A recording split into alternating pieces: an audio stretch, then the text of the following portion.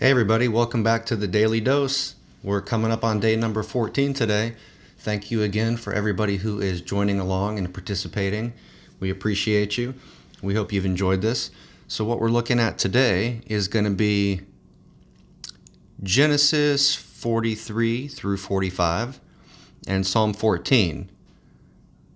There's a link below to the PDF if you need to download that still for the reading plan. We do not have any supplemental video material from our friends at Read Scripture. So you're just going to be going through the reading and checking out this video. So I hope you guys enjoy. All right, so where we left off last time, all but one of Joseph's brothers had gone to Egypt to try to buy some food. The youngest brother, Benjamin, Joseph's father, Jacob, made stay home because he could not imagine doing anything that would risk Benjamin after he had already lost Joseph, as far as he knows. So many years later, he did not want to lose Benjamin as well. And Benjamin was the youngest, and he was also the only. Joseph and Benjamin were the only two siblings that came from Rachel. So now that Joseph was gone, Benjamin was the only offspring that we know of that was left to Jacob from his beloved Rachel. That also plays into this a little bit. But anyway, so all of the other brothers went to Egypt to purchase grain, food, provisions, supplies.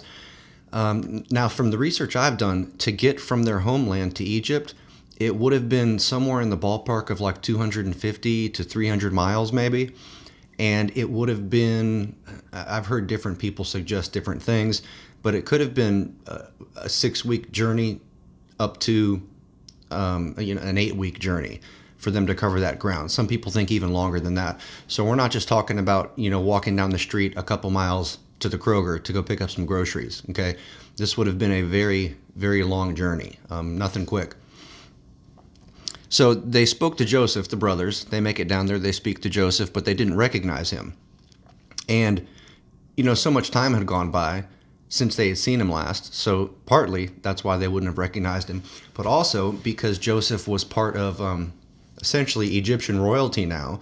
He would have been wearing the garb and the clothing and everything and dressed in that Egyptian kind of a custom. He probably would have had his head completely shaved, his face shaved, pretty much all of his hair shaved. The pharaohs and the rulers did that. They also wore makeup, eye makeup. Sometimes they even made these little fake goatee things that they would put on and wear. So it's not a shock that Joseph's brothers wouldn't have recognized him, but it is understandable that Joseph would have recognized them.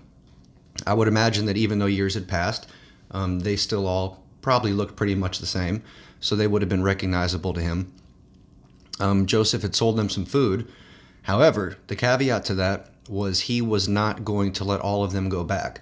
He was messing with them a little bit, suggesting that maybe they were spies coming to check out the land, and they were going to come back with an army later and invade. So he keeps one of them behind while the rest of the brothers return back home. He tells them that in order to prove their story and to prove that it's valid, they need to go back home and get their brother who had remained home, Benjamin, and they need to bring him back. So the brothers take the food. They go back home.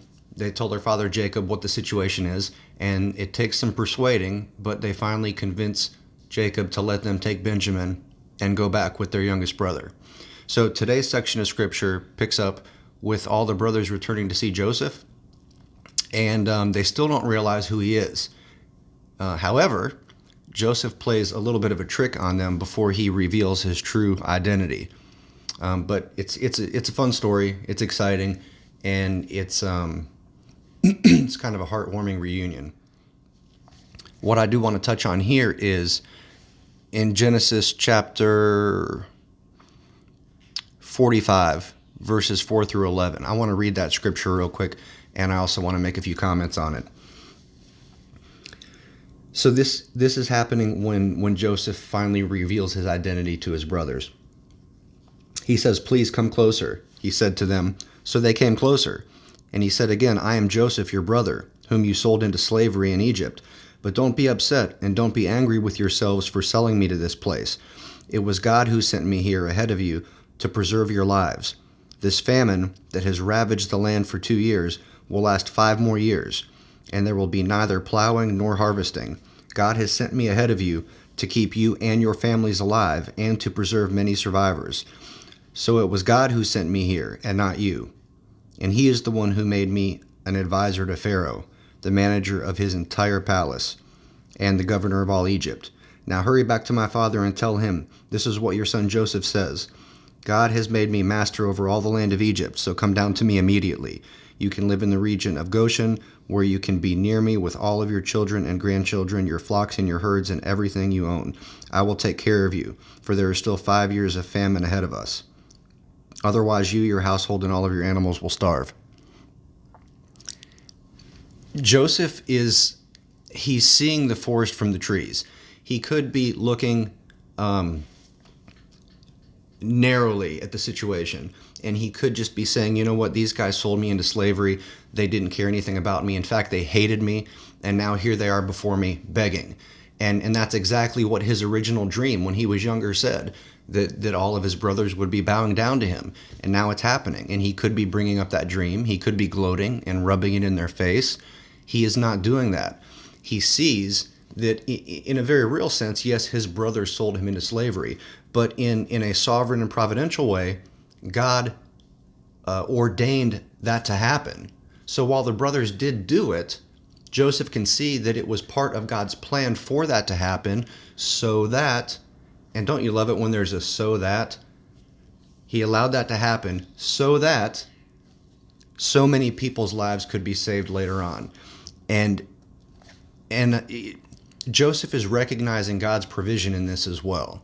He's not just recognizing that this was God's plan, but he's also acknowledging that this is one of the ways that God has chosen to provide for them and for so many. And also notice that just the beautiful picture of forgiveness here. Again, Joseph isn't gloating. He's not threatening them. He messed with them a little bit and played a few little pranks on them before he identified himself. But he's not anger, and he's not harboring bitterness and resentment. He's not looking for revenge. He is excited to see them, regardless of what was happening the last time that he saw them. He harbors no condemnation and no anger. Friends, I think that we can all be more like that. I think that when people do us wrong, we need to be quick to turn the other cheek and to forgive. I mean, think about it. These brothers threw him in a pit, and they sold him into slavery, indentured servitude, basically, and never looked back. He ended up, going to jail after the situation with Potiphar and Potiphar's wife, in prison for at least 2 years. I mean, Joseph ended up in a good spot, but he had to endure some pretty miserable hardship. So it would seem natural for him to be angry and for him to have harsh things to say. Yet he doesn't. He does not. He sees the situation as a gift from God, and he welcomes his brothers with open arms. And not only that, but he provides for them in abundance. He gives them a beautiful piece of land to settle in, for them to bring all of their family, their herds, their flocks. So it's just a beautiful story of forgiveness and of love. So I'll leave you guys with that. I encourage you to go read these verses and these chapters on your own time today. And I thank you so much for being here. Praise be to God. Y'all have a great day. Till tomorrow. See ya.